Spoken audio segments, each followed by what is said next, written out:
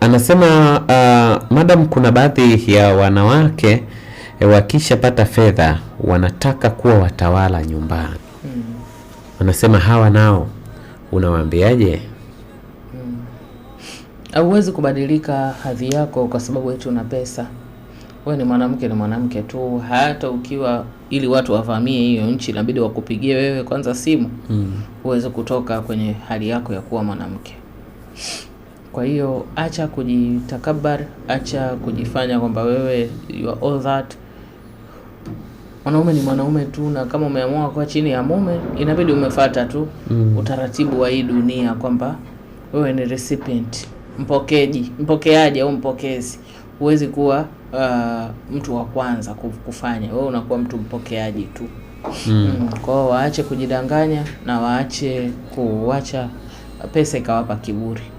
Pesa ni ina fitna sana Mr. Hati.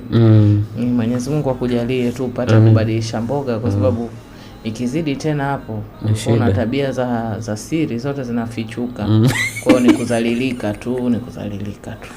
Na wakati mwingine fedha ina tabia ya kuacha hata vile vya sirini kuja hadharani.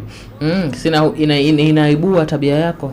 Ndio maana Mwenyezi Mungu alisema kwamba pesa, watoto, wanawake ni fitna. Kwa sababu ulikuwa una tabia njema, lakini watu wakajua, wanakuja kugundua kumbe huyu ndio yuko hivi kwa sababu ya pesa. Kwa hiyo muombe tu Mwenyezi Mungu akupe za kubadilisha mboga za kufanya watoto wako wasome vizuri, basi mengine hayo yakizidi unapoteza utu ambacho sio kitu kizuri. Anasema mimi nina swali kwa madam, ninatafuta mke na miaka 3 sasa. Lakini bado sijafanikiwa kumpata wa kunipenda. Je, nifanyeje? Yeye wa kumpenda amempata hapo sasa. Maana unatafuta wa kukupenda, unataka angalau utafute utakempenda wewe utakempenda. Lakini pia je, wewe mwenyewe umejifanyia kazi, umemove on, umejikagua tabia zako mbaya, umeacha kuzifanya? Wanawake wote ambao uliachana nao zamani, lawama yao kubwa kwao ilikuwa nini? Labda una shida katika mawasiliano, labda una shida katika kufanya kazi. Je, umejirekebisha? Umerekebisha hivi vitu ambavyo wanawake hawa walikuwa wanalalamika? Kwa hiyo rekebisha zile tabia ambazo zilikuwa zinaleta matatizo.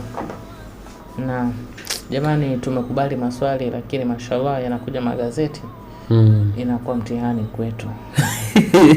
Kuna mtu mmoja hapa kaandika, anasema mimi kipindi cha swala hakinipiti, mke wangu hataki kuswali. Yule alisema mumewe, yule anasema mke wake. Wale wanabidi waoane tayari wabadilishane tuari kuswali. Unaona?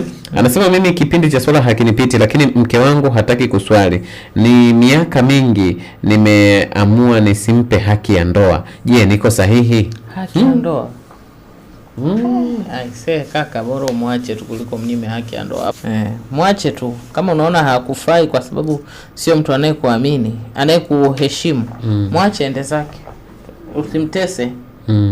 Usimtese. Sawa. Kuna mtu mmoja madam, anasema kwamba yeye aliishi na mke kwa muda fulani hivi, akaona sio mbaya mke wake akamsomesha ili mradi tu aweze kufikia kiwango fulani cha elimu, akapata na kazi yake. Lakini wakati yupo field, baada ya kumsomesha wakati yupo field, ndio tabia zikaanza kubadilika. Yale ambayo alikuwa anayategemea ikawa kinyume. Lakini mwisho wa siku mwanamke akamwambia, bwana, naona kama unanifuatilia sana. Sasa naomba kila mmoja achukue ustarabu wake. Sasa ananungunika, anasema kwamba pesa ya kumlipa hana. Naona, lakini vile vile ameshamsomesha kitu ambacho hakiwezi kutoka kichwani tena. Afanyeje? Uache mbele kwanza. Wachumba wasomeshwi namba 1. Huyu ni mkewe.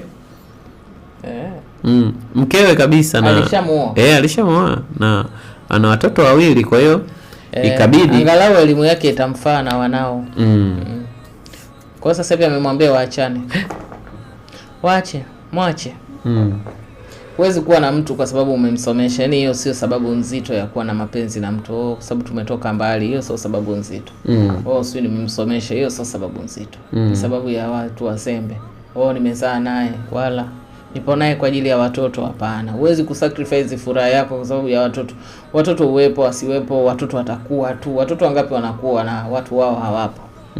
Huwezi kujisacrifice kwa sababu ya sababu ndogo ndogo kama hizo. Yeye umemsomesha, Mungu ukamjalia imefunguka, ana watoto wako wawili. Mwache watoto wako atalelewa vizuri, mama yao ana kazi. Tafuta binti mwingine atakaye kuheshimu na kukuthamini, uoe. Lakini usije ukatoka nalo kwenye kichwa chako kwamba kila mwanamke utakayemsaidia atakusaliti.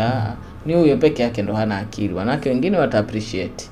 Kwa wewe, kwa sababu mtu anajiweza, wanao wako kwenye mikono salama. Maana yake hujamwachia watoto wako mwanamke wa mtaani. Umemwachia watoto wako mwanamke msomi. Maybe Mungu alijua hii ndoa itavunjika. Kwa akakufanya umsomeshe huyu mtu ili watoto wako waishi katika malezi mazuri. Kwa wewe fikiria kwamba Mungu amesema nimwezeshe huyu mwanamke ili anilelee wanangu vizuri. Kwa mimi sasa nikiondoka nina amani. Chukulia vitu vinavyotokea katika maisha yako positive. Sawa sawa. Dunia inapitia mengi bana. Watu wanapitia. Watu wanapitia. Kila ukimsalimia mtu ukimaliza, vipi hali, salama, unaendeleaje? Salama, pole sana. Pole. Pole kwa nini? Nimekupa tu pole. Kama haja kukuta wiki hii, wiki ijayo atakukuta. Sasa mpaka unamwambia pole ndugu yangu ili ujue na kuthamini. Watu wanayapitia, lakini nataka niwaulize watu ambao wako single, mnajisikiaje? Mko vizuri? Nimewakumbuka tu. Msikae single muda mrefu, sio jambo zuri. Hata mkae miaka 6, ukipenda tu lazima utaumizwa. Kwa hiyo bora uendelee tu kuliko sema wewe unajitunza miaka 2 alafu ndo nirudi. Ukirudi tu na tunawajuaga kama tunajua tu hawa hawakuepo kwenye system ndo wameingia. Kwa hiyo utapigwa tu na kitu kizito hata ukae nje muda mrefu. Kwa hiyo wewe pendana tu. Lakini kama ni mwanaume ndo upendane. Kama ni mwanamke, huu muda wa kupendana mwaka huu tumia usome Kifaransa au Kichina. Itakusaidia, utakuwa mfasiri. Watu wakiwa wanaongea Kifaransa au Kichina utakuwa na tafsiri. Lakini wanaume ruksa, nyinyi pendeni tu, mimi nimewapa ruhusa. Pendeni. Lakini wasichana someni Kichina. Anasema hivi madam, naomba kujua kwamba ni changamoto gani niweze kujiandaa nazo, kwa sababu nataka kumwoa mwanamke ambaye amenizidi elimu. Hakuna changamoto yoyote. Wewe jiamini tu kwamba huyu mtu amekutaka kwa sababu wewe ni mume wake. Wala usije ukadanganywa na maneno ya watu, ushauri wa watu kusema kwamba mwanamke mwenye elimu hawezi kukukubali hivi. Ndio kashani kubali sasa. Namba 1. Namba 2, mpime tabia zake uone, je, huyu mtu ni mtu ambaye atanisikiliza?